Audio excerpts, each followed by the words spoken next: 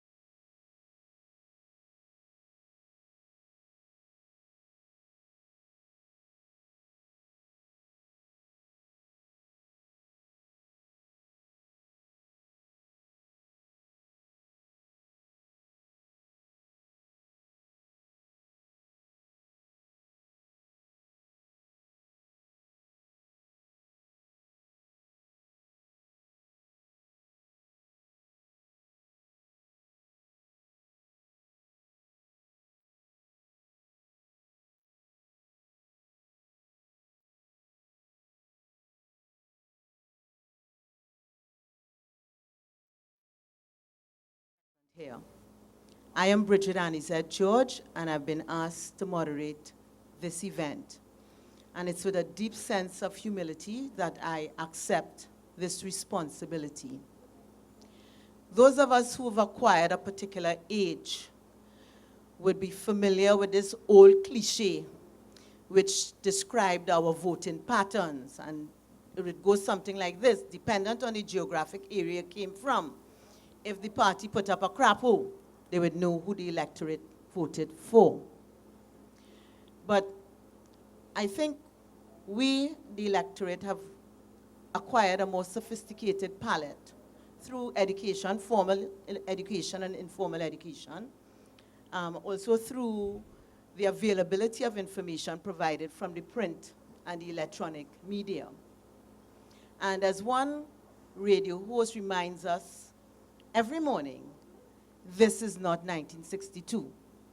And I say that in no way meaning to diminish the contributions of our predecessors or belittle them. But I think we, the electorate, now understand the power that resides in our index finger. We want to make informed choices. We want to know for ourselves firsthand. We want to test. We want to judge. We want our questions to be answered one and one. We want to set the agenda and have our conversations with those who offer themselves to us. And our incumbent MP, Dr. Keith Rowley, I think understands the desire that we have. And I think in understanding that, he has responded to that desire by beginning this conversation series with and in our communities. And that is why I'm so humbled. We have an opportunity to set the agenda by Dr. Rowley, our incumbent, presenting himself and some guests to answer the myriad questions we have. It is not a question of people coming and telling us what they want us to hear. We set the agenda, we ask the questions, and we get spontaneous answers. And I think that in itself is a tremendous opportunity which cannot be wasted. We tonight will follow a particular format in that each of the presenters will give a short introduction, and then the floor will be opened, both the floor here and the virtual floor, because questions would be sent by text, email, and so on. And our guests will have an opportunity to answer whatever questions. So I want to say, without much ado, that let the conversation begin. And it's my extreme pleasure to introduce to you Mr. Roger Gopal. He's a chartered accountant. He holds a master's degree, and he lectures in finance. He's currently pursuing his doctorate. And I would ask you all to warmly welcome him as he makes his presentation.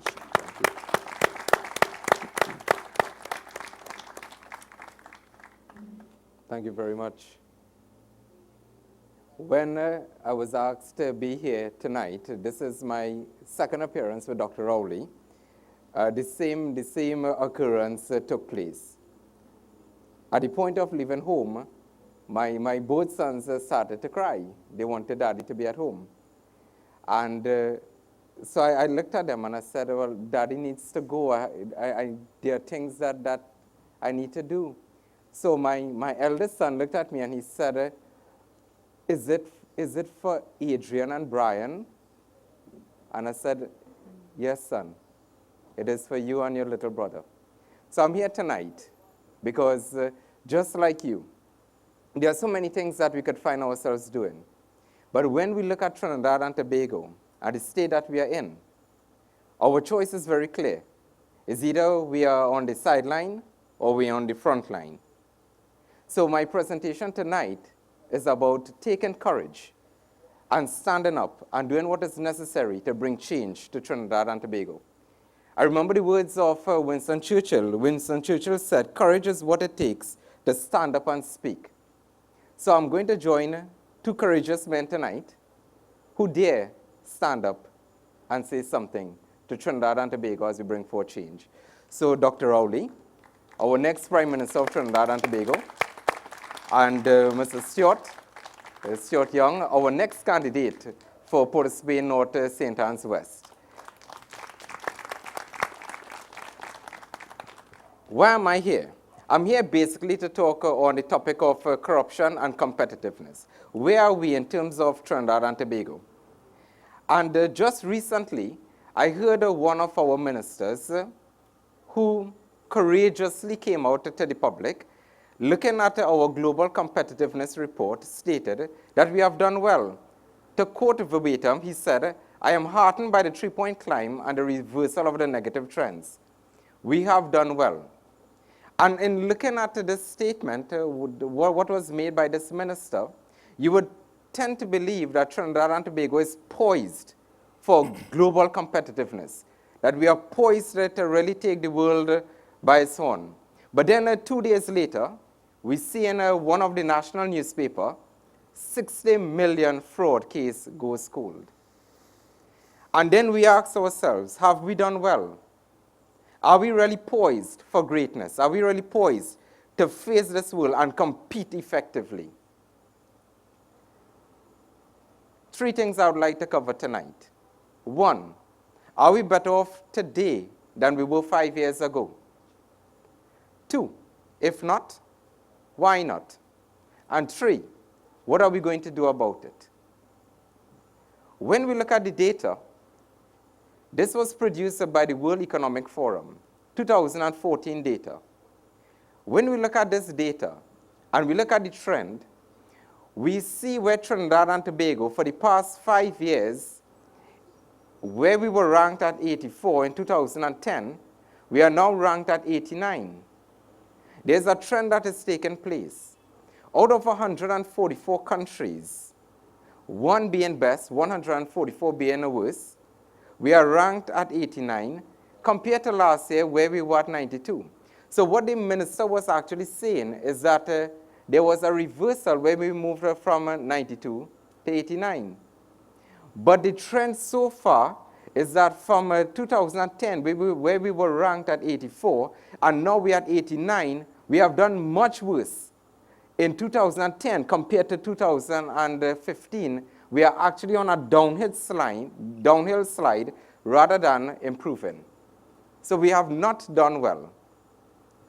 So one might say, well, what do we look at? What do we measure in terms of our global competitiveness? According to the World Economic Forum, we look at 12 pillars. What I've highlighted here are the different pillars and where we have improved and where we have not improved. Where we have improved, I highlighted in green. In red, those are the areas where we have not done well. What is interesting enough, out of these 12 pillars, based on that 5-year trend, 2010 to 2015, we have actually performed worse in 9 out of the 12 areas. So we are far from doing well. In the area of our institution, we have actually moved from 68 out of 144 countries to 95, again, 144 being worse. In terms of infrastructure, again, we have done worse. Our macroeconomic environment and health and primary education, we have done fairly okay, but that is due to our natural resources and not necessarily due to prudent fiscal and monetary management. In terms of our higher education and training, again, we have not performed well. We have done worse. Our goods and market efficiency, we have done worse. Labor market efficiency, again, we have done worse. Our financial market development, we have done worse. Technological readiness, we have done worse. Our market size, we have done worse. And innovation, we have done worse. Again, just to repeat this data, which is not based on sensationalism. It is not based on emotionalism, but it's the data that every citizen of Trinidad and Tobago should pay particular attention to in making a decision in terms of our country, in terms of our institutions, in terms of the very basic requirements that we face every day. Are we really better off today than we were 5 years ago? And the answer to that is a resounding no. We are not. If we look at our hemispheric neighbors, we will also see where Trinidad and Tobago is positioned. The US, out of 144 countries, they are placed at number 3. Canada at 15. Well, one might argue that these are economic giants, and therefore it's not a fair comparison. Well, look at Barbados. They're at 55, while we're at 89. Jamaica, they're ranked at 86, while we're at 89. So even in terms of our hemisphere and some of our CARICOM neighbors, Trinidad and Tobago has not done well. So the question is, if not, why not? According to the World Bank 2014, corruption is defined as the abuse of public office for private gain. The abuse. Once we are in a position of corruption in any country, we will never be able to perform well. We will never be able to reach our true economic potential. And the citizens in that country will never realize the kind of growth that they should experience. The World Bank went on to describe corruption as among the greatest obstacles to economic and social development. One may argue, well, if we are faced with this corruption, is it not just perceived by the World Economic Forum? Is it not just a perception or a survey? Well, that was one body who did this particular survey, ranked us pretty low as we saw. If we look at Transparency International, we will see a similar trend, which is an independent survey from the World Bank. And according to Transparency International, in 2010, we were ranked at 73 out of 177 countries. Note this, between 2010 and 2011, where we had a change in government, where a new regime took place, we moved from 73 to 91. There was a spike in that corruption perception index. And the trend continued, whereas today, in 2014, the last survey done, we were ranked at 85. So again, there's an upward climb in terms of our corruption perception index. Again, the World Economic Forum identifies some of the problems that we face and why we're in this situation. Trinidad and Tobago, we are not as competitive as we can be, and we are definitely not as competitive as we were in 2010.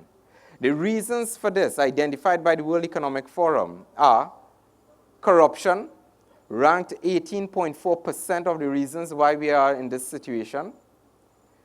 Poor work ethics in labor, ranked almost 18% again. Crime and theft, 15.5%.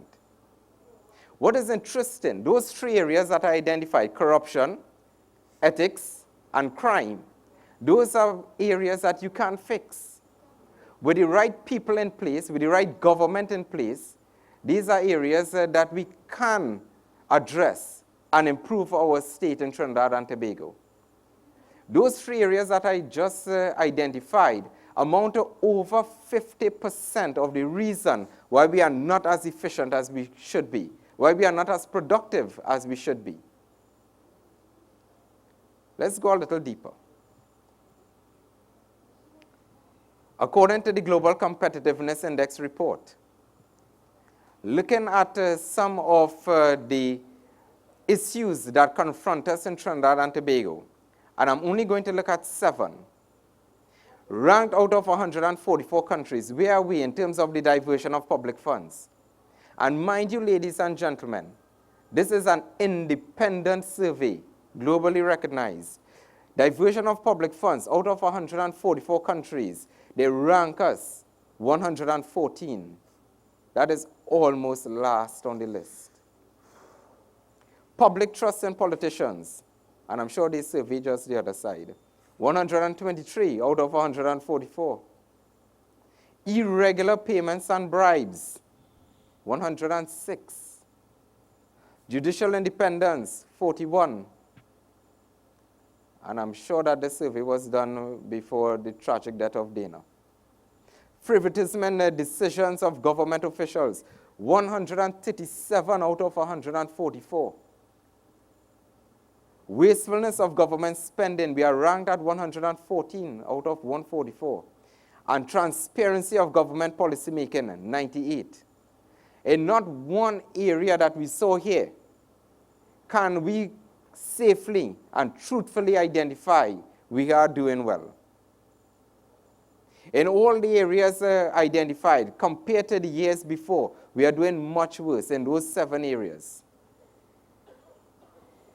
What is the effect of this on us, the citizens of this country?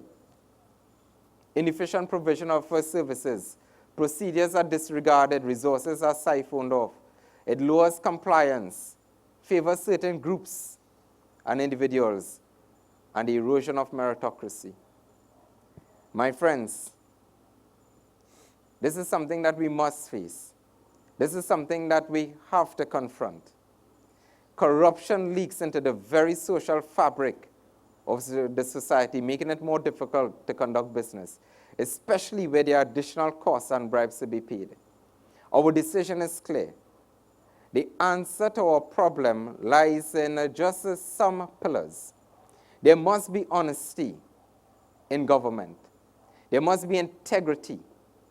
There must be decency in the way we conduct our public affairs and private affairs. In other words, ladies and gentlemen, we must do what is right. We must vote right. We must vote for the right leaders and the right people. I stand here today and I join individuals who I genuinely believe will change the face of Trinidad and Tobago forever. And I ask you, I'm not telling you to vote for, but I ask you to think wise, think carefully, do what is right, and on September the 7th, change the course of Trinidad and Tobago and bring back decency in government. Ladies and gentlemen, I tell you thanks.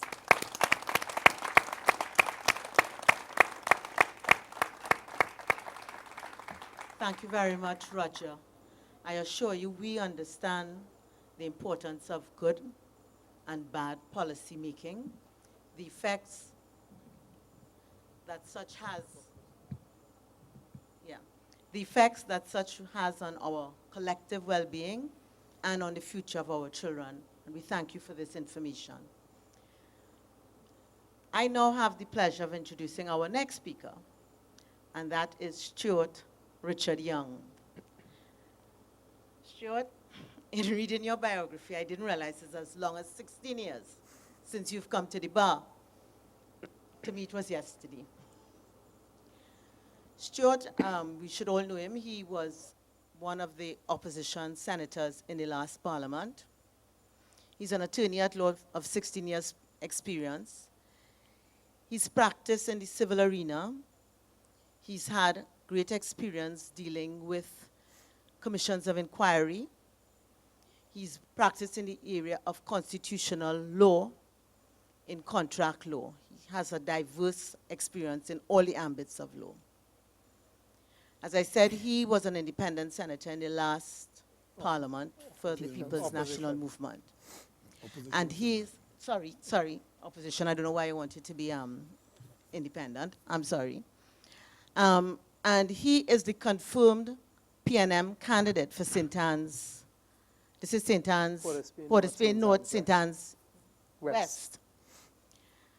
Also, if you've been following Stuart on Facebook, one would see the energy and the dynamism he's brought to his campaign. I have seen him putting up, and this is on Facebook, I've seen him putting up water tanks. I've seen him helping brush cutting areas. And I know he's very fit for the amount of ground I've been seeing him cover. I take great pleasure in introducing Mr. Stuart Richard Young to you. Thank you very much, Madam Chair, former Attorney General, Ms. Bridget Anisette George.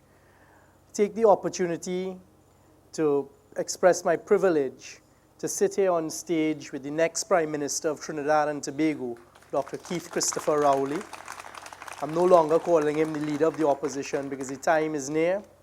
And to Mr. Roger Gopal, who I've come to know in the last few weeks. Ladies and gentlemen, persons and citizens of Trinidad and Tobago, and importantly, the right-thinking citizens of Trinidad and Tobago who are both here, present with us, and listening to us and following us via technology tonight. Thank you for this opportunity, and thank you for the privilege to address you very briefly once again. My role is a simple one here tonight, is to tell you the personal reasons why I'm sitting here and why I agreed to accept the challenge given to me by Dr. Rowley and the People's National Movement and put myself up as a candidate in the upcoming general elections. Roger made it easy for me. He is introduced to you all via statistics, the crisis that this country is in. I just want to add a few neon light highlighted topics. You have Section 34. You have the life sport program that we know is over $400 million. You have NGC, which is one of the cash-generating assets of the people of Tobago. This is not a party asset. This is a cash asset of Trinidad and Tobago. And we've seen their corporate spending increase from $67 million to over $200 million annually. And the response of the government to this and to Prison Gate and to every issue that the opposition has raised is to sweep it under the carpet. And what has depressed me in the past few weeks is how numb Trinidad and Tobago has become. Because I don't want to believe for a moment, citizens, that we have become accepting of all of these scandals and the many more. The NGC scandal, what do they tell us? They're appointing a three-man board, a Philip Marshall-led board. We have heard nothing. That is months ago. Live sport, we've heard nothing. They will tell us it's police investigation. Well, we all know what happens with police investigations in Trinidad and Tobago from a recent incident that was highlighted by the former minister, one of the former ministers of national security, about the find of a substance at the Prime Minister's residence. We found out that the security detail at the Prime Minister's residence either had their vacation bought out or some of them were given HDC houses. And I looked, that is only 2 weeks ago this news came to us citizens. And I looked on, and I did not hear a murmur from the citizenry of Trinidad and Tobago. So I am giving us the benefit of the doubt that we have become so numb because we have been abused to by unprecedented levels in the last 5 years. Like Roger, I have very young children. Like you all sitting there and you all listening on the radio and on the internet, you all have young children and grandchildren. They are the reason that we must stand up now. And I use the word we, because all of us here have a certain level of privilege. All of us here are able to get up on a morning and know what our meal is going to be. We know that we have a roof over our heads. One of the things I've experienced walking in the constituency since October last year is seeing how unfortunate some of the circumstances that some of our citizens of Trinidad and Tobago live in. And I think we've spent hundreds of billions of dollars, and where has the money gone? Why do people have to continue to live this way? And there is such a high level of corruption, even the business community has come to accept. They've stopped complaining about the foreign exchange situation. We have never had a proper explanation by the governor of the central bank as to why he single-handedly, on the cover of night, in April of last year, decided to change how he distributed the foreign exchange system. Prior to that, we had a foreign exchange distribution system that was working. And it is only when we called him out and we took him to task, and I remember sitting in the Senate in June of last year, looking at the Minister of Finance, Mr. Larry Hawaii, and telling him, it had just crossed midnight, and we were debating something, and telling him, do you know that the governor changed once again the foreign exchange policy last night? And he did not even know that. And I look at how quiet we have become as a people. I have marched with the unions. I have marched with the PNM prior to being a member of the PNM. And I have always taken a stance against areas of corruption and things that I am dissatisfied with. And at personal levels, that is a sacrifice. But unless every citizen of Trinidad and Tobago is prepared to be courageous and prepared to step forward in your own sphere, we all have different roles to play. We all must step forward, is my respectful view, and I'd like to persuade you all tonight. In your own environment, step forward and start demanding what is right. Step forward and start saying you're no longer going to accept quietly what is corrupt. I have heard in the past few months a lot of talk about a 30 to 20-something% undecided vote. I do not want to believe for a moment that we really have such a large undecided vote in Trinidad and Tobago after what has gone on for the last 5 years. I want to believe that the majority of that are people who continue to maintain a level of secrecy, and a level of secrecy as to how they will vote, because we know that one of the other factors and pillars of this government that we currently have in place is their level of vindictiveness and victimization.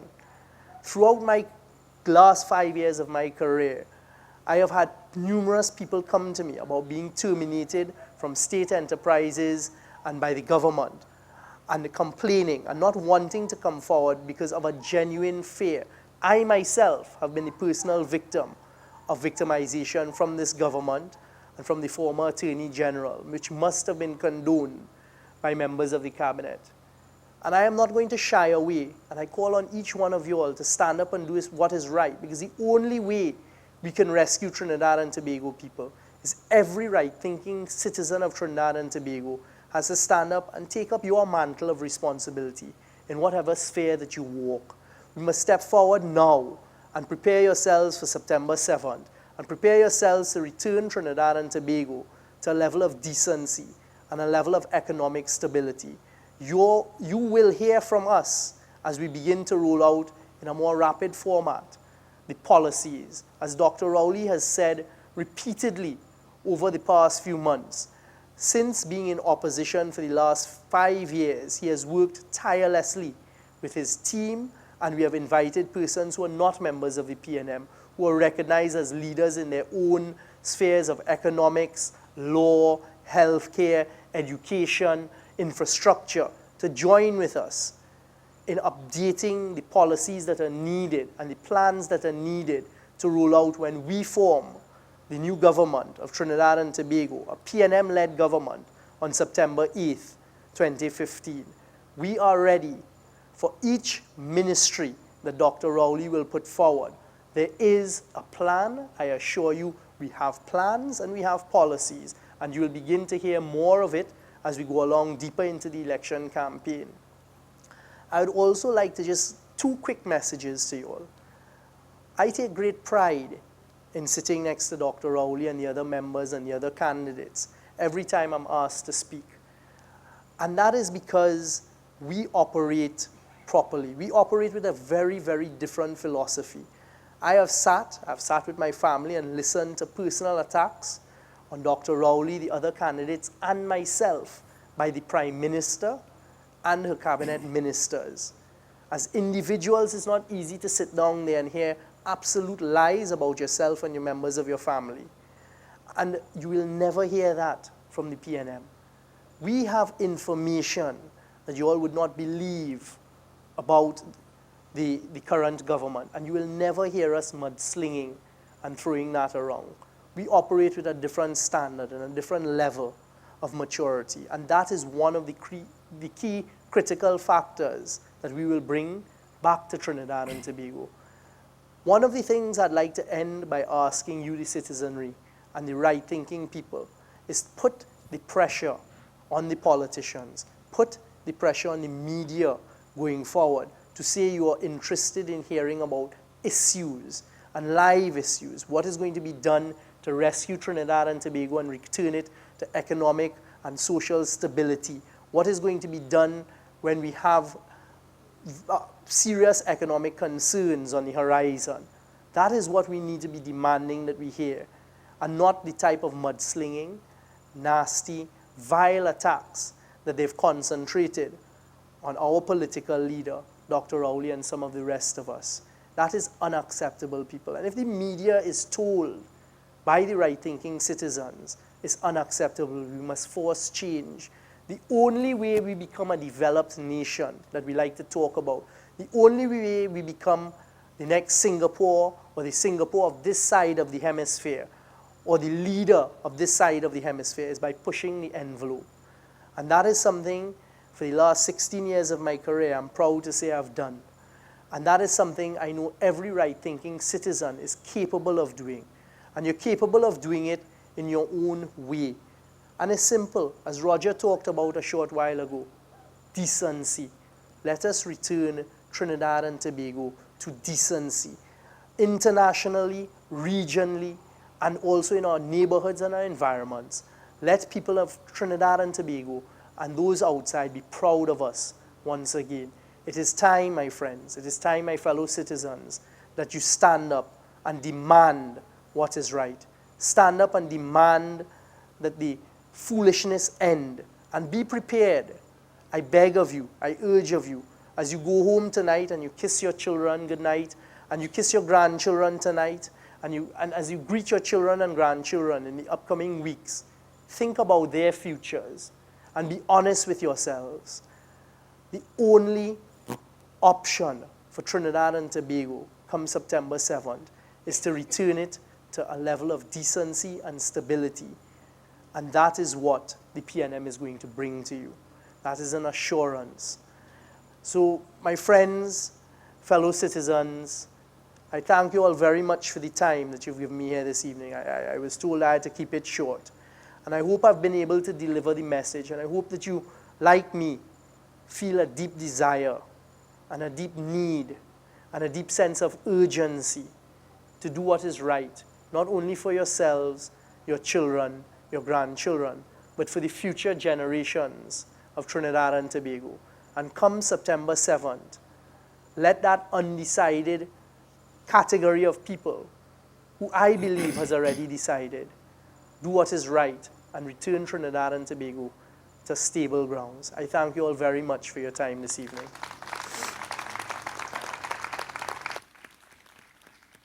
Thank you so much, Stuart. And I want to assure you, as a resident of Glencoe, we just don't want to make an informed choice. We want to make a choice that we can proudly claim and not one that we will deny in shame. Before we move on, I want to make an apology for the absence of Mr. Darryl Smith, who was billed to speak tonight. Darryl is the chairman of the Diego Martin Regional Corporation and the People's National Movement's candidate for Diego Martin Central. Unfortunately, he has been delayed overseas, but he would have loved to be here, and I'm sure he's here with us in spirit, and hopefully we'll have another opportunity to meet and converse with Darryl. I think this is most probably the highlight of the night that we in Diego Martin West have been waiting for. And this is the time that I would wish to introduce our Member of Parliament, Dr. Keith Christopher Rowley. He's offering himself again as our candidate for Diego Martin West. And he's also here in another capacity, in that should he win, and should the People's National Movement win the election, he would be the next Prime Minister of Trinidad and Tobago, coming from our own ground. I don't think for us in Diego Martin West, Dr. Rowley needs much introduction. I think it's either 7 or 8 times we have voted him as our representative. So I think we know something that the rest of Trinidad and Tobago will soon find out when he becomes the next Prime Minister. But Dr. Rowley has been recently claiming the fact that he is the grandfather of the Parliament. He says he's the oldest serving member. I hope I'm not misquoting you. The oldest serving member in the Parliament. Dr. Rowley also has the unique distinction of having run both in Trinidad and Tobago as a candidate. He has served in many ministries. He has been the Minister of Agriculture, Lands and Marine Affairs. He has been the Minister of Planning. He has been the Minister of Housing. He has been the Minister of Trade and Industry. While he may never have served as the Minister of Finance, he has served our country as the Governor Representative on the Caribbean Development Bank and also on the International Development Bank. I think Dr. Rowley, recently he's been, we know, the leader of the opposition, and I think there's only just one office now for him to fill. I think the wealth of experience he's had in serving in government well equips him to serve this country as the next Prime Minister of Trinidad and Tobago. He has promised us that he shall return decency to the office of Prime Minister. We have no doubt about that.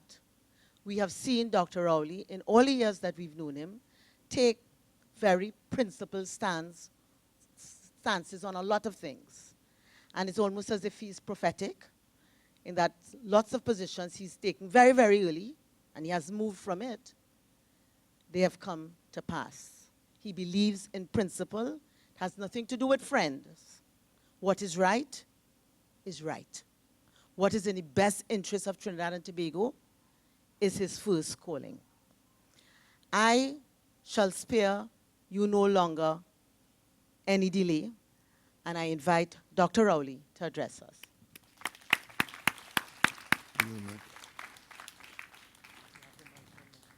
Oh. Thank you very much, my former cabinet colleague, former chairman of the Diego Martin Corporation, and member of my home community, Mrs. Bridget Anissa George, my parliamentary colleague, Senator Stuart Young, and our newest advocate for focus on good governance, Mr. Roger Gopal, members of the Glencoe Valley visitors. Thank you very much for coming to this salubrious environment in Glencoe. I haven't had the opportunity before in all my many years of being in politics to speak at a garden party, but if you hang around long enough, good things will happen. So tonight is as close as we get to a garden party. But unlike Ricky Nelson's popular tune, I didn't come to reminisce with old friends and sing a song for you, but maybe reminisce and tell you a story. And the story is this. Notwithstanding all that we have said about our underperformance, it is good to think that Trinidad and Tobago is not a basket case, and that we do not enjoy the worst that the world has to offer. But in fact, we have done reasonably well and enjoy a fair standard of living. But we have not done as well as we could have done. We have underperformed considerably. And that is where we need to focus in 2015 going forward. Because a lot of this underperformance has to do with our own avoidable failings. And in fact, if one compares today in many areas of our national life and even our personal lives, with not too long ago, 10, 15, 20 years ago, we will find that some of the things that we are accepting are to our detriment. And a lot of the money that we're spending are not contributing to any significant improvement in our circumstance. One only has to look at the quantum of money being spent by the government of Trinidad and Tobago and understand that the last 5 years, our government has spent more money than any other government in the history of Trinidad and Tobago, even as you adjust the dollars for previous years. So it means that our financial circumstances had not considerably worsened in the last decade, we had pretty much got the resources to do some significant things. We just don't have anything to show for it. Because some of the ways we have spent that money have not really redounded to our benefit. There have been significant waste, significant corrupt practice, and in that kind of environment, only few people have done very well. Because rest assured, doesn't matter how bad things are, somebody is doing very well. If there's an epidemic and we are dying like flies, Simpson's going to make a lot of money. But the bottom line is this: how do we address our current circumstance? And the first thing one has to do before you make prescriptions to address our current circumstances, to understand what that circumstance is, and to be cognizant of the threats that lie ahead. So whatever prescriptions you advance are prescriptions that with the best effort can bring you a good chance of success. And I talk about government expenditure, mainly because it is government expenditure that drives the economy in Trinidad and Tobago and is responsible for the standards of living of all of us. The earnings of virtually every family in Trinidad and Tobago, if you go deep enough into those earnings, whether you're a businessman, professional, or just the mother with 2 children on welfare, the government of Trinidad and Tobago is involved somewhere there. And that is why government policy and government behavior is so important in a society like Trinidad and Tobago. And the government has been able to deliver these large expenditures because our resource base, which is based in the hydrocarbon industry, is state-owned. The government gets these revenues and then allocates them to various expenditure heads in our national budget: education, health, national security, social services, debt servicing, and so on. That's the government's role. But if one looks at our resource base and our expenditure pattern, then there's need for concern. Because, as I speak to you now,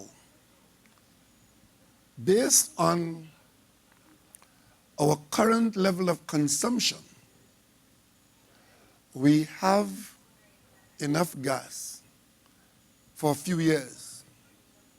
We have 12 trillion cubic feet of gas that we know of. There must be other gas elsewhere that we're looking for, which we may most likely find. But when you bear in mind that the industries that are paying our bills now, like LNG, methanol, urea, fertilizer, those kinds of industrial investments are usually based on a forecast of approximately 20 years of gas being visible in the proven column. There was a time when we were in that situation where we had that 20-year availability of gas. And largely foreign investment came into our environment, made the investments of plant, machinery, and so on, and we now benefit from those investments. But we have been drawing down on gas and oil to the extent where now our annual production of oil is approximately 80,000 barrels a year. And after 5 years of a lot of talk about how we're changing it around and who didn't do what and who is doing what, we're still at 81,000 barrels a day. This is down from not too long ago, 140,000, and from a peak of 240,000. We're in the order of 80,000. And that price of that oil has fallen from 120, 140 at peak and not too long ago to about $55 now. And we get less than that because our oil is not premium quality. We get below that peak price. So we are getting somewhere in the order of $42, $43, $44 a barrel when you see the posted price at 55. So our volume of oil has dropped. The price per barrel has halved from the peak and the heady days of not too long ago. And natural gas, the availability has been reduced because we are now having our plants operating about 15, 20, and some plants operating at 25% below capacity because of a shortage of gas. We have been told by the administration when that began to happen that it was because of maintenance issues. But of course, after 3 years, maintenance can't describe that. It's not maintenance. It's an unavailability of gas. There's no gas behind pipe waiting to come. But we do have 2 fields to come in. And when those fields come in, you'll hear from some people, well, when those fields come, well, the problem is solved, the shortage would go away. No, sir, no, ma'am. When Juniper comes on and the sister's field comes on, the most they will do for us is try and maintain us where we are today. So we'll still have the sporadic problems of shortages. But at that same time, next year and the next 2 years coming on, the contracts, the gas contracts for the existing producing plants which we live on, those contracts come to an end. But those contracts were entered into a long time ago when gas was cheap, and that we didn't have competition for gas as we have now in America. And I was in New York a few weeks ago, and I was in Houston a few weeks before that. And the conversations I was having with American owners of American gas is that they're looking for markets external. So it is quite possible in the not too distant future, if the US government permits it, that American business could look to export gas into the Caribbean. And this is the perfect storm for Trinidad and Tobago. Lower pricing, lower volume, and stiffer competition in your backyard, and real competition in your export market where our fertilizers go in Iowa and elsewhere. That's what we're looking at as we go ahead.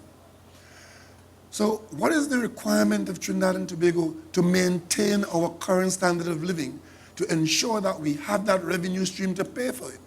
Because a standard of living has to be paid for.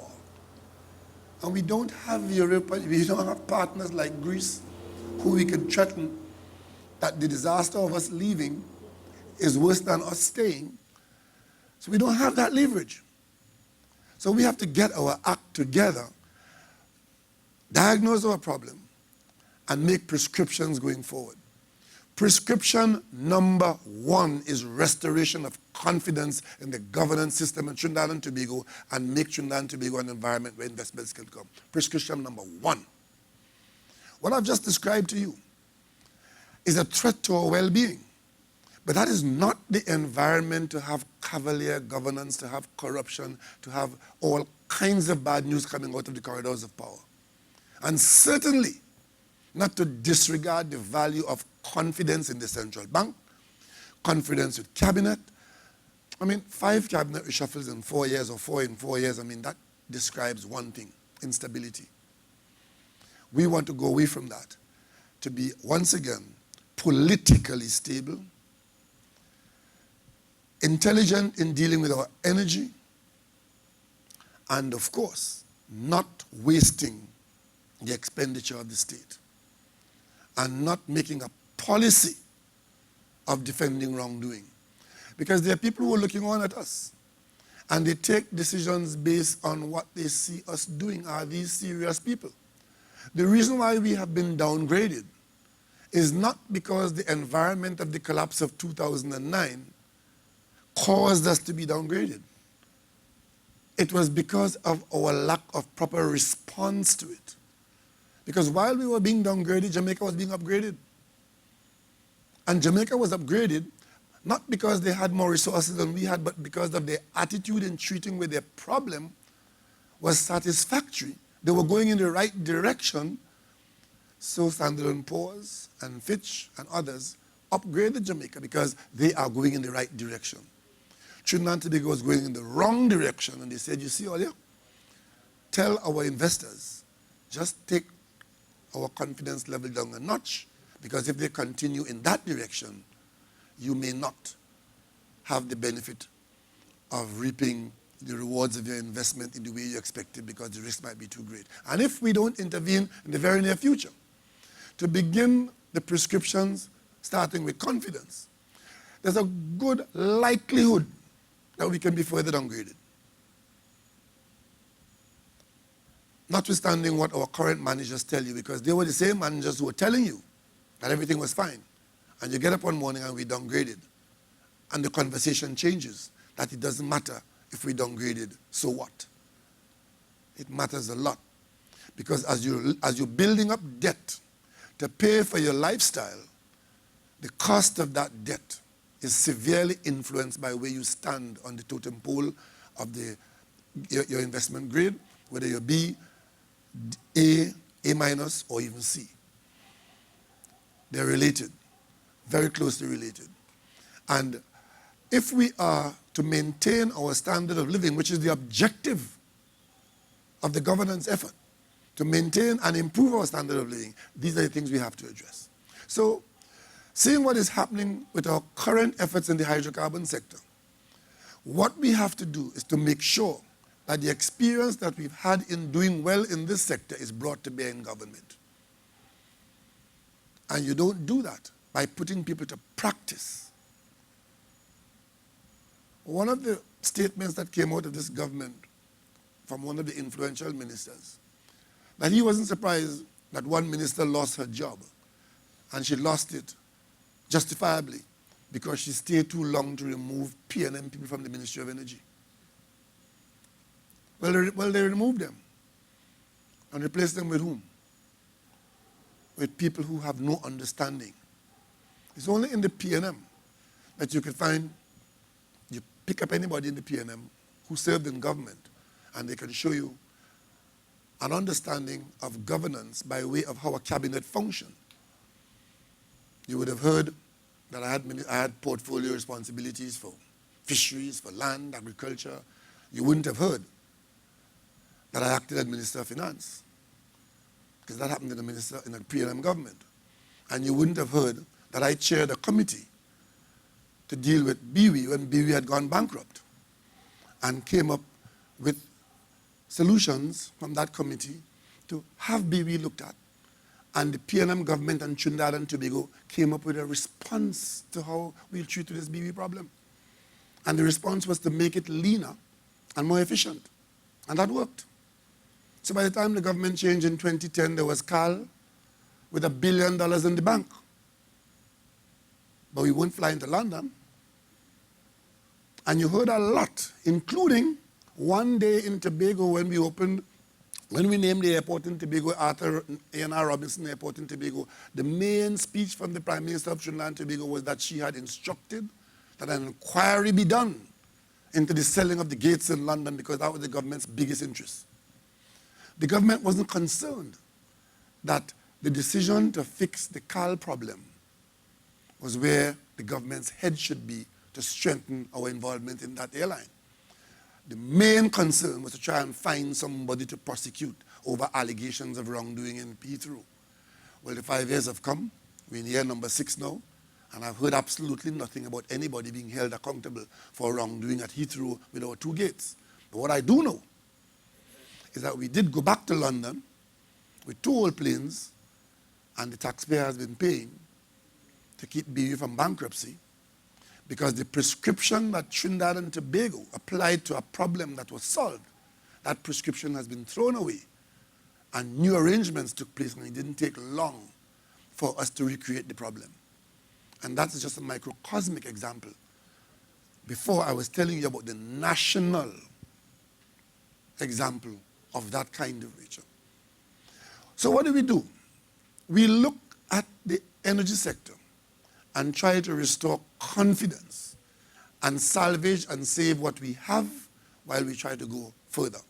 We look at the international market and see what it is that we can sell in that market that we're not selling now, where our resources can be organized to take a niche place in that international market. Because in most of the areas, only 1% we want, We don't want 100%, we don't want half of the market. Some of the markets are so large that if we get 2%, then we are a big player insofar as our earnings are concerned. And that is why we look at our strengths in hydrocarbon and downstream products that we can go into. We look within the region and see what raw materials we have, using the same model that we use for iron and steel. When we bring the raw material we don't have, apply to it what we have, and create an export product. And we've been doing that and trying to find products. And in recent times, I have found investors who are not unmindful of looking at us for 1 or 2 products. We also need to develop our national infrastructure in such a way that we can grow our local economy from our own efforts. The northeast of our country and Tobago are basically foreign lands to the people of Port of Spain and South and Central Trinidad, only because we have not put in certain basic infrastructure. And one of the basic pieces of infrastructure we need is a proper road from Valencia to Toco and a port in Toco that makes a trip to Tobago 1 hour or less, and a ferry trip of 27 miles is against 80 miles. We can do that. We can do that. And that will have a tremendous impact on the economy in Trinidad and Tobago and open up Eastern Trinidad and bring Tobago closer to Trinidad and vice versa. We are a two-island state, but we're separated by a ticket. Tobagoans want to come to Trinidad, you can't get a ticket, boat or plane. And Trinidad want to go to Tobago, same problem. But if we make that movement possible and free, there will be significant economic benefits from that in all areas of Trinidad and Tobago. There'll be economic growth. Economic growth as we do the building and after the benefits of that infrastructure.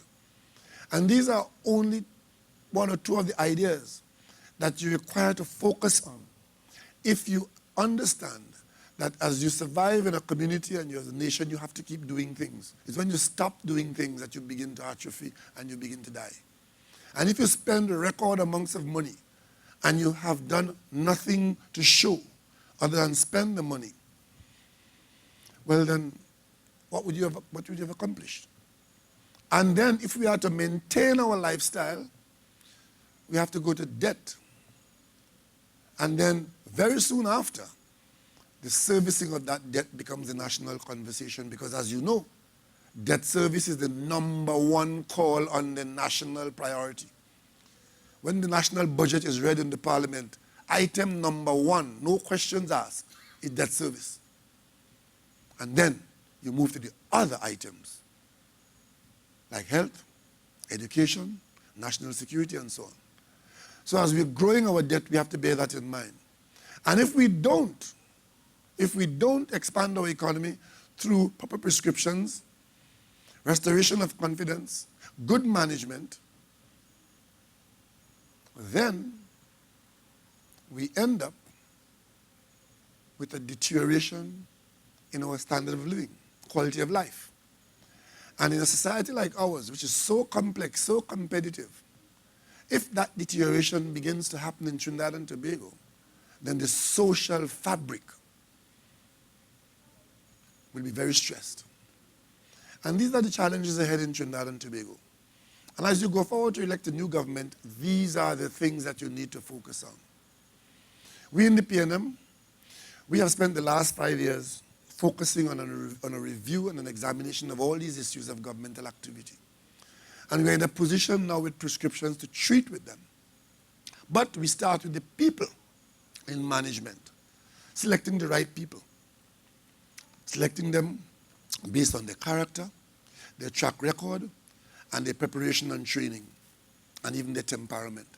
So that when you put them into office, you have a reasonably good chance of them serving without instability, and that they put the interests of Trinidad and Tobago ahead. I can tell you one thing, I've been in the PNM for 30-odd years. I've been around the parliament for almost as long.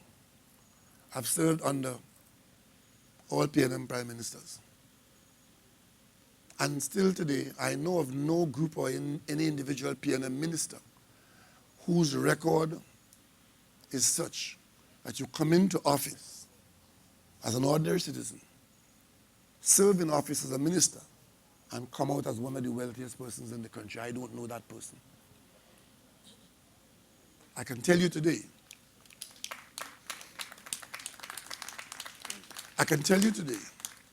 as leader of the PNM, I have taken responsibility for ensuring that the party's processes and machinery operated to its fullest effectiveness in choosing the best possible candidates to represent the PNM and Trinidad and Tobago in the general election.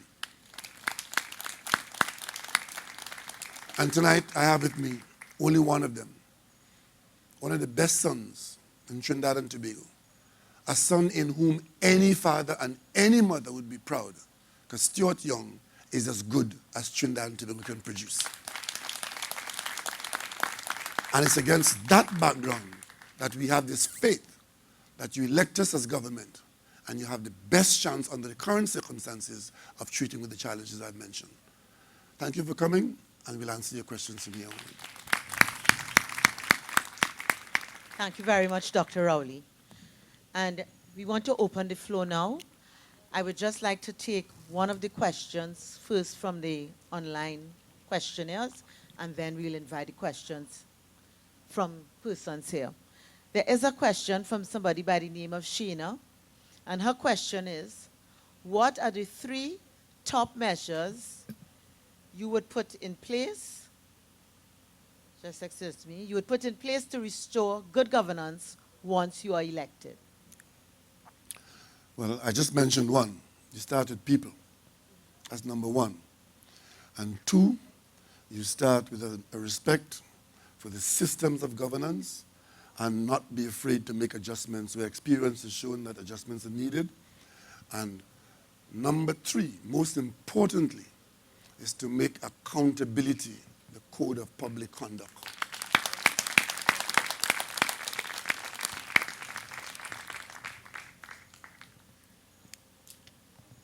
And then there's a question from Osman Silal. What are your plans for the health sector? Tell Mr. Steele I'm very glad he asked that question because we haven't mentioned this yet, and this gives me the opportunity. We have been spending more and more money in Trinidad and Tobago and getting less and less health care. That is a fact. We have made some adjustments to the system when we created the RHAs. We have increased the cost considerably in operating that system. It was meant to tie accountability at local level with responsibility and to reduce the Ministry of Health to a policy-making body.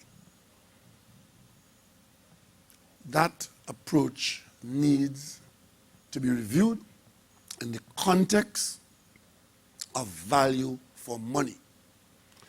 And there's one other thing which exists in the health system, is an ingrained, inherent conflict of interest, which has to be addressed at some time. And that is this, that as we increase the public expenditure in the public institutions, one expects that that will bring about an improvement in the quality of health care. But commensurately with that, there has been a tremendous investment in private hospitaling in Trinidad and Tobago. And what has been happening is that people in the private investments in healthcare delivery are by and large the same people in the public healthcare system. And one has to look at the performance as to whether the public healthcare system could ever reach its target of delivering proper healthcare commensurate with the expenditure, or whether they're simply there for the harvesting of patients for the private health sector. And to find a situation where that conflict is properly addressed.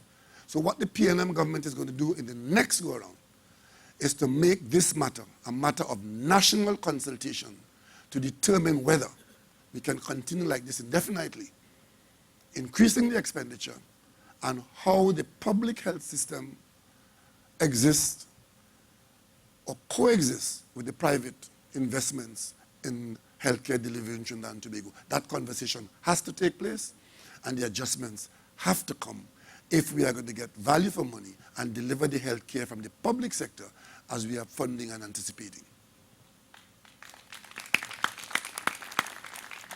Thank you, Dr. Rowley. And I would like to invite any member of the audience who would like to ask a question. There's a mic situated in the aisle that you can stand up and direct your question to any member of the panel.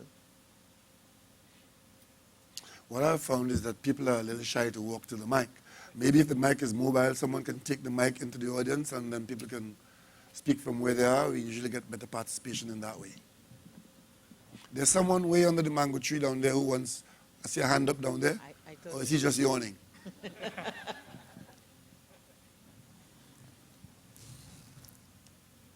Is there somebody? Off under the mango tree over there. Pleasant evening to each and everyone. Dr. Keith Rowley. Very good evening to you, sir. I have a question to ask with regards to I haven't heard it mentioned, but I know if I came in late.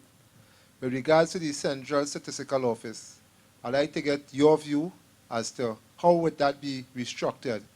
Because as we know now, each and every one of us, there's no CSO records that could indicate how we intend to see how the country is being run in different ways.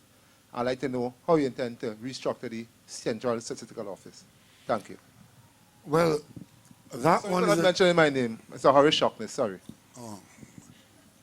that is one of the easy ones because there are two things there. One, the first thing one has to do is to find the existing staff proper office space, find them a home. I think it was very deliberate that the CSO has been run down to the point of ineffectiveness, where I think for the last two budgets, no statistical data from the CSO was available to members of parliament who took part in the allocation and monitoring of the last two budgets. The only people who could have quoted statistical numbers were government ministers, and much of it was questionable or could have been challenged very easily. What exists now is that the central bank is purporting to be providing statistical support to the Ministry of Finance. Now, that is unacceptable. So what we have to do is to find a home for the staff of the CSO now. That's the first thing. The second thing is there exists a study which looked at the need and the effectiveness of the CSO in Trinidad and Tobago. I think that study was done by a Swedish firm or something like that. And the recommendations were accepted that we operate the CSO at a higher level than we ever had it, and that we make it a semi-independent organization where the data cannot be questioned as being partisan of any kind, and it be cutting-edge data using modern technology and the best practice methods. We subscribe to that, and it's a question of just doing it. And it will involve improvement in the staff in terms of numbers, because we are talking here in 2016 going forward about data-driven decision-making, not just from the CSO, but we are also hoping that the research effort of the universities, of which we have UWI, UTT, Southern Caribbean, and other research possibilities, who can research, examine the data of our own behavior, come to conclusions, and allow the national decision makers to make rational decisions based on scientific data and scientific findings. And if we commit to that, then the CSO is an integral part of the tool that the government would use to make better decisions going forward.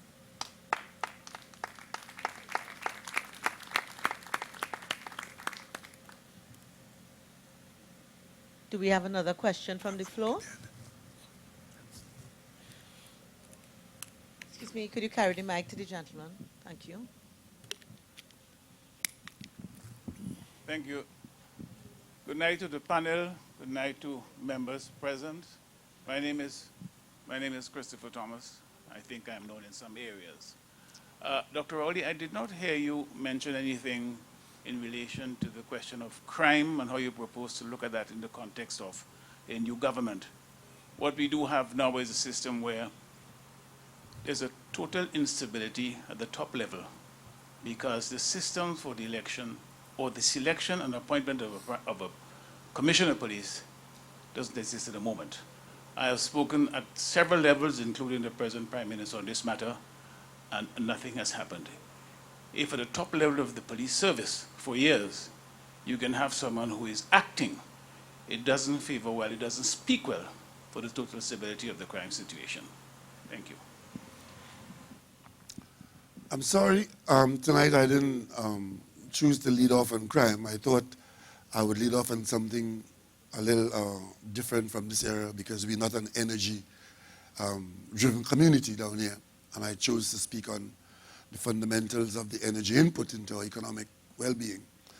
But rest assured that crime is still the #1 challenge in Trinidad and Tobago. Because if we do not fix the crime situation, then all the other efforts will feel the repercussions of that. We have been doing polls for the last couple of years and more intensely in the last few months. And I can tell you, in every single constituency that we have polled, asking people of all complexions, what is your #1 issue of concern? And it is far and away always crime. So crime and the consciousness of the unacceptable level of criminal conduct in the country remains the #1 issue in the country, and it therefore remains the #1 issue of any government of Trinidad and Tobago. And we've tried, we've had some successes and some spectacular failures.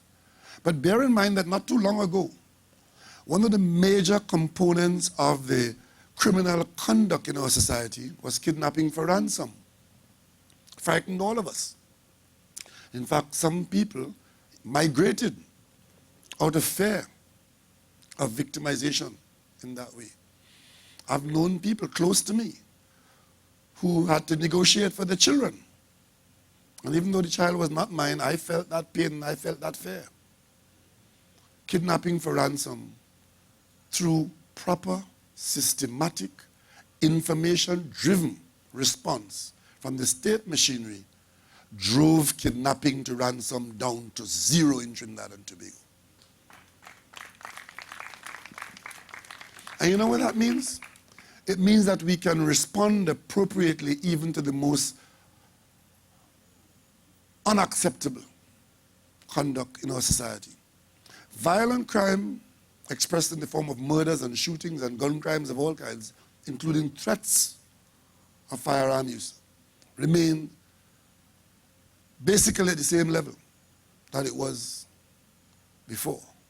And it makes no sense telling me that it gone down by 2% and 3%, if in fact the level of fear remains the same. The bottom line is that the government of Trinidad and Tobago has a primary responsibility. Not total, because households have responsibilities too. But the government has a responsibility to operate systems in very much the same way that we operated the systems to respond to the kidnapping problem.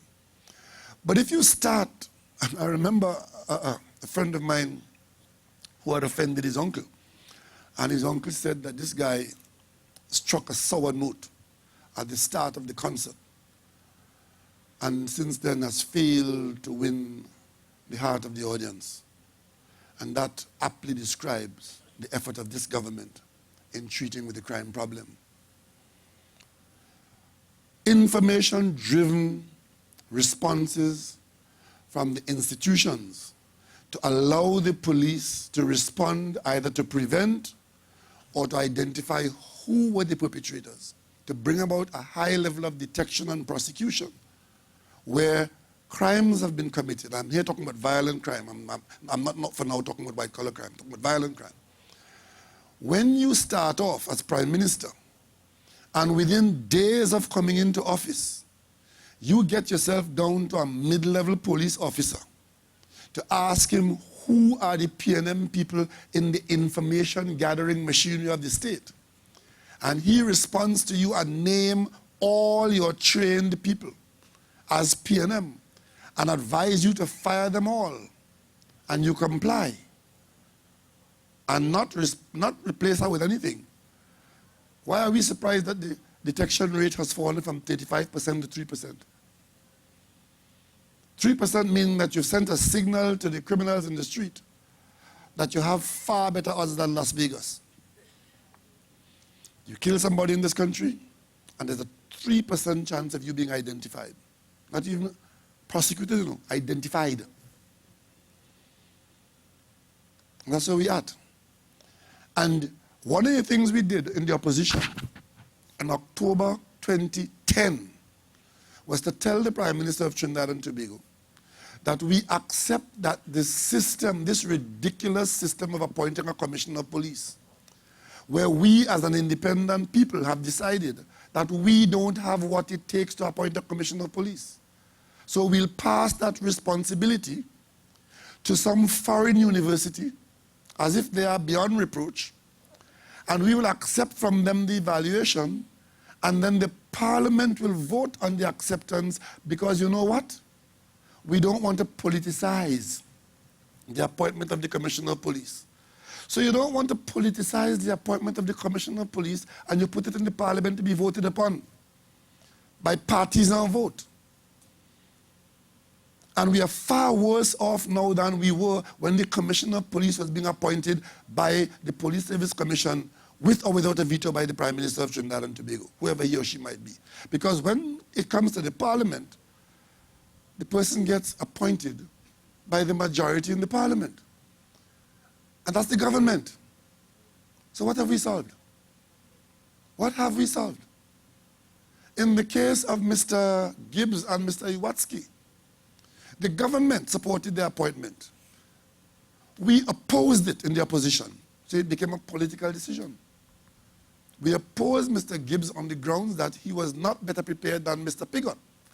Mr. Pigott was a person in Trinidad and Tobago who was trained right up to Cambridge University. And as far as we were concerned, his degree from Cambridge was far better than Mr. Gibbs' degree from a mill somewhere in Midwest United States. He got 2 degrees in 1 year from one of these places you can buy degrees. And that is what came out of the Penn State evaluation. And you know who wasn't selected? Mr. Pigott wasn't selected. So we voted against that. And we said also that this foreigner, who is a total stranger to Trinidad and Tobago, while he may not be subjected to the batch syndrome to protect one another, there'll be a downside to his presence in that he doesn't know what Tunapuna is, he doesn't know where Karanaj is, and by the time he learns, and by the time he faces the resistance from local policemen at the high level in the police service, he'll get nothing done. We were accused of being xenophobic. And I think that means we're afraid of foreigners, eh? All right, good. We were accused of that. Halfway through their contracts, we were told that they were paid off, I think $2.5 or something million to go. And then we appointed an acting commissioner of police, who has been acting ever since. And every 6 months, he has to go like some errant schoolboy in front of some political directorate or others to see if he got his papers renewed for another 6 months. That can't be right. And the police is operating without proper information gathering. And what is worse, while we in the PNM are saying that we expect that Trinidad and Tobago must move to zero tolerance in wrongdoing in the police service. Zero tolerance in wrongdoing in the police service. And I'm not here talking about constables and corporals, I'm talking about across the board. You have a situation where somebody was operating an illegal flying squad in this country. And then there was an investigation. And that investigation was done by no less a person than the chairman of the Police Complaints Authority. And a report came out. And the report said that Officer Garvin Hira is the person who is to be held accountable for operating that illegal flying squad. That was the finding and the recommendation. And what did the government do? The government ignored the report, created a huge smoke screen about who leaked it out of Gillian Lucky office, and did absolutely nothing about the finding, except one, which was to promote Mr. Hira to head the National Operations Center. And something has gone radically wrong there under Mr. Hira. He has now been moved on to head of a school somewhere in Camp Kumuto, Naughty Corner. And he is to be replaced by somebody else, who we have to examine his suitability in the coming days and weeks. But that's what we've done. These are the prescriptions we follow. In government, there's never any one way to do anything. There's always a series of options. It all depends in many instances on which option you choose.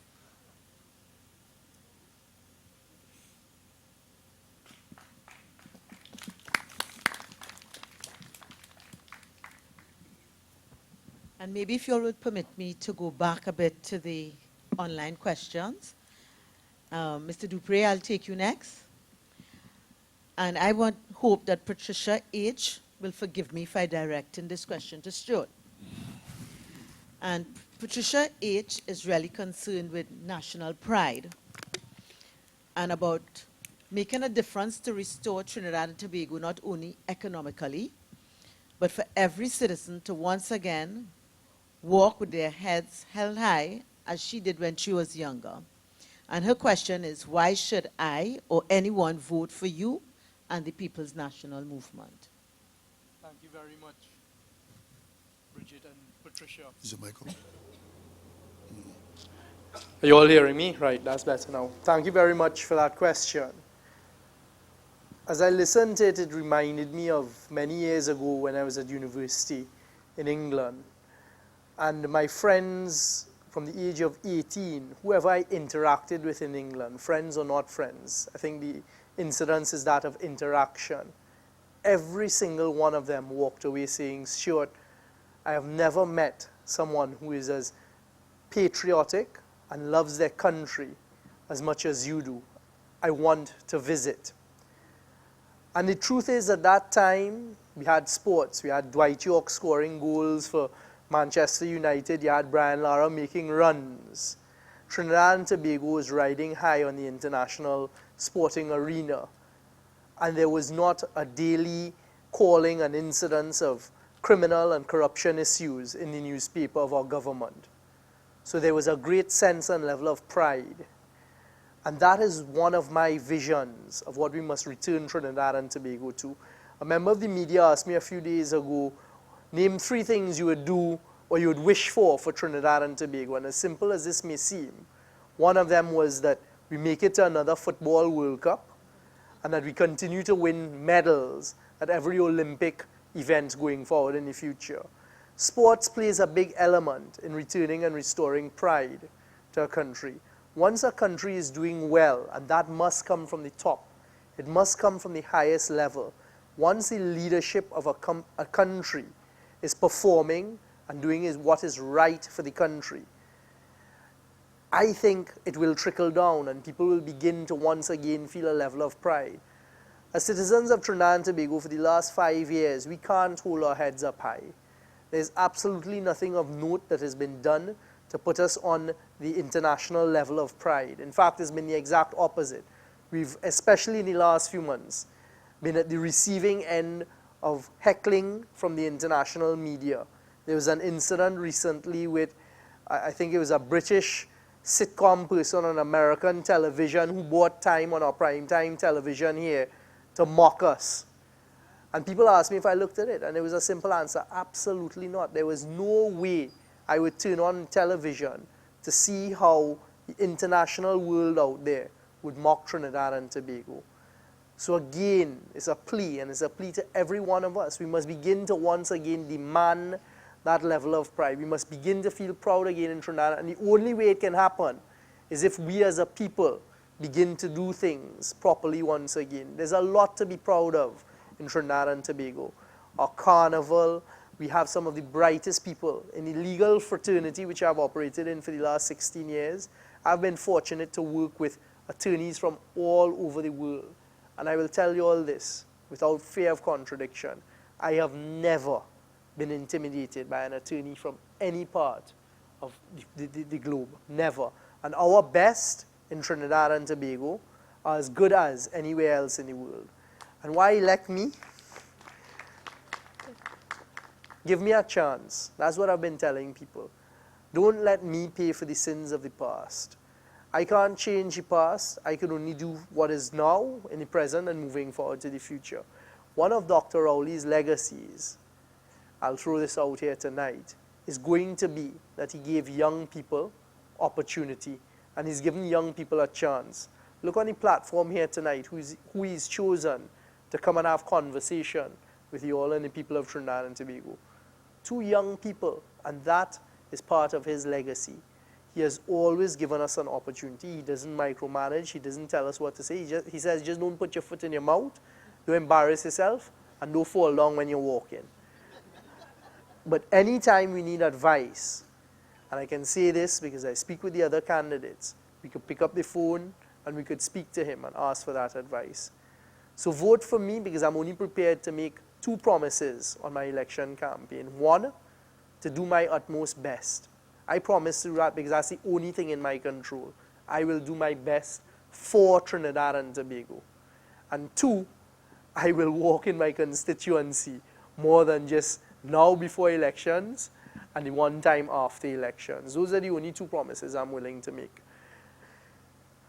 Just by a couple simple things I've been doing since October last year, I've made my mantra hand in hand. Hand in hand to me is moving away from a dependency syndrome and me facilitating and working with the people as to how we could better our communities. And the response I've been getting to that is tremendous because people don't necessarily just want handouts. They need to have their pride and their morale built up. So Bridget talked about that, lifting tanks. And that's just a small part of the community in my constituency.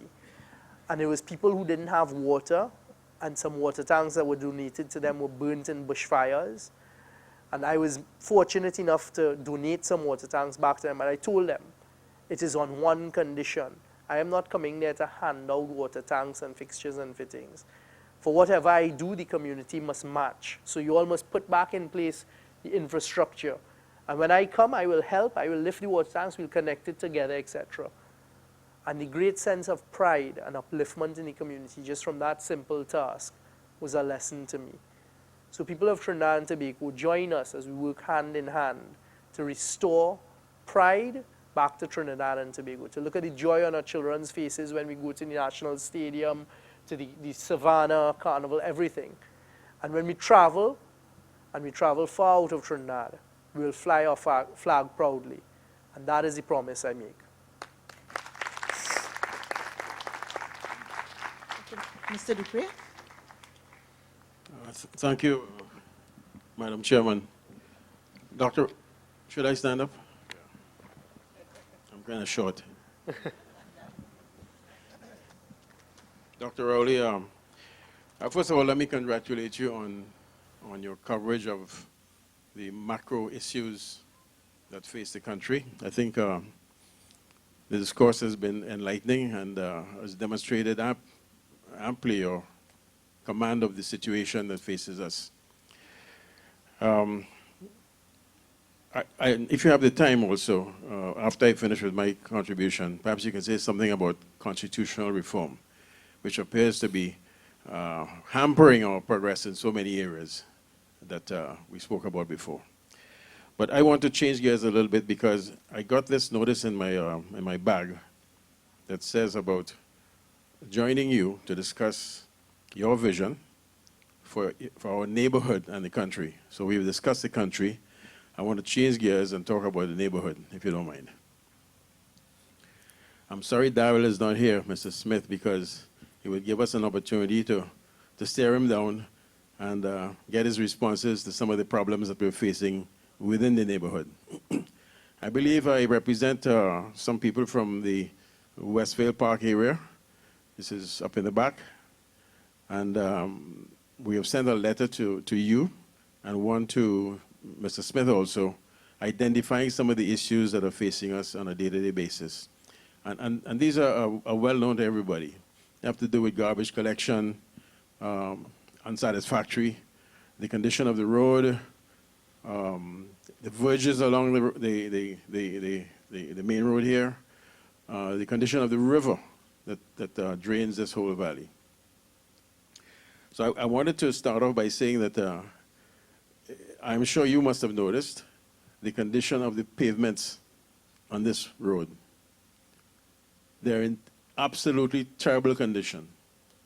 And letters to the regional corporation over the years, I've been writing for the last 15 years, have borne absolutely no fruit.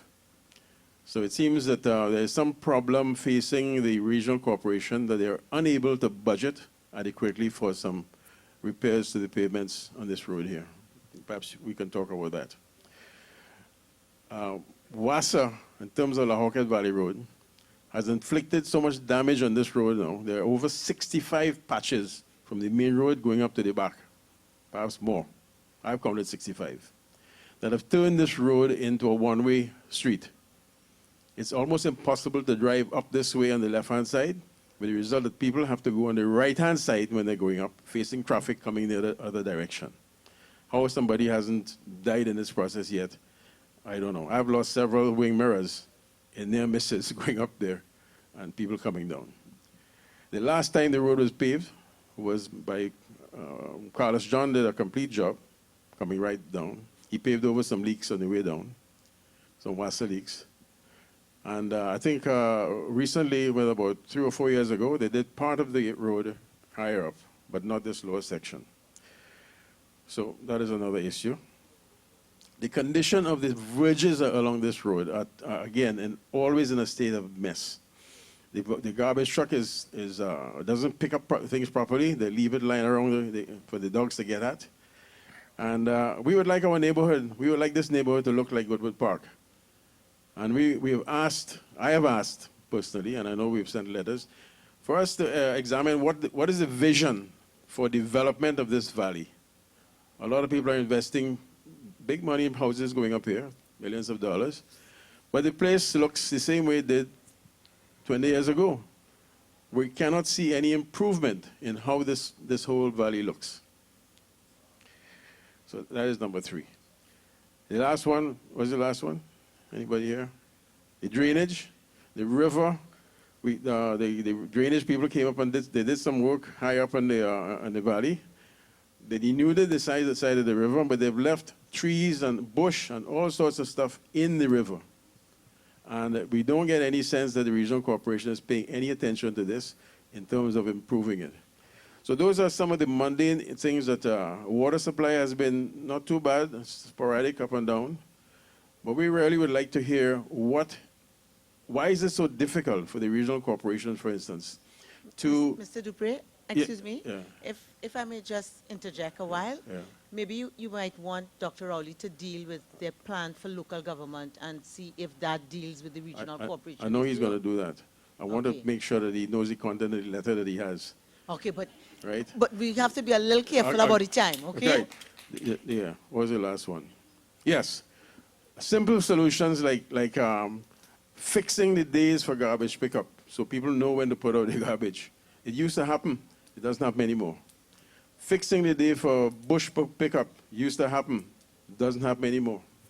So maybe in the new dispensation, we can discuss some of these things. Thank you.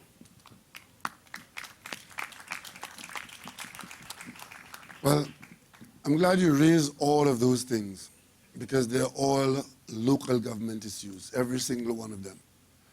And some of them have been intractable for years, as you had indicated. Tonight, I wouldn't pretend to want to address any one of those issues, but I will address the overall issue of quality of life and service to communities, which we expect to come from a dramatic shift in local government responsibility. Last night I was looking through some documents of some significant millions of dollars being spent in a variety of contracts. And all these contracts are less than $500,000. But they're all controlled by the minister. The minister. If you go to Tobago and have this kind of function in Tobago, I guarantee you that nobody will get up in the audience with an epistle like yours. Because the Tobago House of Assembly, by its operations, its resources, its revenue stream, and its accountability at the local level, would have been addressing those problems in such a way that you wouldn't have somebody coming with a book with all those pages. What we are offering to do is to remove the minister of local government, expand local government, and interface local government with the Ministry of Finance in the same way that the Tobago House of Assembly is interfaced. And give local government all the responsibility that you just mentioned there and more. Because one of the things you mentioned there a while ago is the conditions in the river. That's not local government. That is the Drainage Division, which is central government. But when you do that, if you're going to give that responsibility, you have to also give the resources to local government. Right now, what you have are all those responsibilities that you just mentioned there. But the resources are grudgingly made available, if at all. And the prioritization of what goes on, like the pavement, may very well end up as a ministerial decision. I, as the representative member of parliament from time to time, I will get a letter from a ministry asking me to name 6 roads that the minister wants to pave. And I might name 6 roads, and one or none of those roads might be paved. But if it was a local government decision being done by the local executive with the resources to do it, then most of these problems will disappear. Last year Christmas, I had to call the ministry to find out why grass is growing on Lahoket Road and making seed. Because you were going up the same pavement and there was a barrier between you and the road because the grass was so tall. And if you go to the expenditure to the time when you said it used to happen, you will see that the expenditure was lower. We are spending far more money now on allocations for those services which you're not getting than we were spending at the time when they were being done. Because the system has collapsed and monies are being spent and no work being done. And these are the issues we have to address. And you address them, as you outline them there, by a serious piece of local government reform. I could add to your list about the maintenance of school districts, schoolyards in here. The Cardinal schoolyard, the La Puerta schoolyard, you pass sometimes and you're asking, why is this schoolyard in this condition? I could tell you, if you go to Tobago, you will see no schoolyard like that. Because the THA, accountable at the local level, and burgesses at the local level know that the Secretary for Education has a responsibility to make sure that the schoolyard is kept. And because the accountability is down to that level, and they have the resources to do it, then the quality of life is different. So we are saying, after 20 years of the experiences in Tobago, we really should have no fear in giving those responsibilities to the 14 local government bodies in Trinidad and Tobago, in Trinidad. And that's our offering in this election.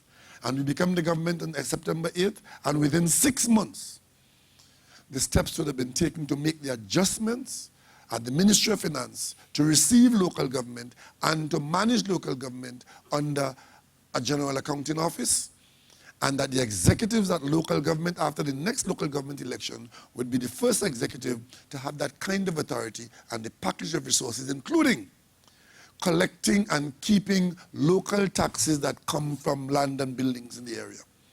So you have a revenue stream. And once you have a revenue stream, you can do a lot of things. It's like a job. You have a salary coming in, might be a small salary, but you could build a big house because you have the guarantee of regular payments. And that's what the future holds for all those things you raised there. Local government reform. We've talked about it a lot. It's going to happen in 2016 going forward. And Dr. Rowley, just one other question, and this comes from online. It's related to local government reform.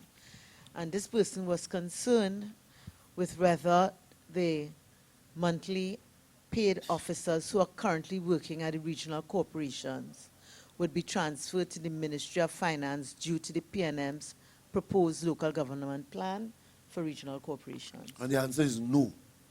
The role of the Ministry of Finance would be the same role it has now with the Tobago House of Assembly. Nobody under the THA has been transferred to the Ministry of Finance, but the Ministry of Finance funds the THA as per the budget allocation.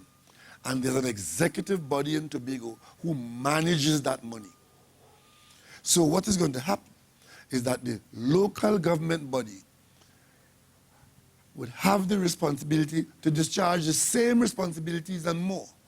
And what their relationship with Ministry of Finance will be is that they will get their money directly without the minister being this clearinghouse. There are instances where the local government in Trinidad now have money in hand and can't spend it. because it requires the minister's approval under law, and the minister just doesn't give it. We'll do away with all of that. And there'll be no loss of jobs because the services are still going to be there to be delivered. And the people to deliver it will still be required. And they'll be working for the regional corporation, except that the regional corporation will now have more resources and more responsibility. And the levels of accountability will be improved. That's all that's going to happen. Okay, it is now 9:30. I'm sure we could spend the whole night here speaking with Dr. Rowley, Stuart Young, and Roger. But we have to close up. And Dr. Rowley, I'm sure we'll have other conversations in the constituency that residents can come to in the lead up to the elections. I want to invite you, Dr. Rowley, as you are really the host, to close with any closing comments you would like to make. Well, the first I'd like to thank you, Bridget, very much for agreeing to be a mistress of proceedings this evening. And I would like to thank my co-host, Stuart Young, our candidate for Port of Spain North, St. Anne's West, and more importantly, thank Roger Gopal, who is a professional who has decided that good people must get involved in the affairs of Trinidad and Tobago. I want to thank them both very sincerely. And I would thank all of you for coming out, giving up your comfortable homes and coming out this evening and joining us here. I'm pleased to see so many of you coming out, showing an interest in these discussions, because it is this kind of participation that augurs well for the future. Because as we talk about local government and the community and the regional executives having authority, that authority ought to be wielded in conjunction with these kinds of community discussions so that the executive in the corporations will know what you want and you'll have a say in what goes on there. And that whole approach to governance will lift our governance structure and our standard of living. So I'm glad that you did demonstrate that you are not apathetic and that you are interested in our affairs. And I want to thank you all very sincerely. And I simply finally want to say to you that there's an election coming up on September 7th. And if you haven't yet been registered, then please, you have until July 23rd to check and make sure your name is there. Because at the end of the day, it is you who will choose the government of Trinidad and Tobago, meaning you will determine who manages our affairs. And all the issues we raise here tonight are management issues. They're all management issues. And what I'm offering to do is to manage the affairs of Trinidad and Tobago with a team of carefully selected people to give our country the best chance. So once again, thank you very much for coming, and I want to thank the organizers very much for organizing this very useful debate.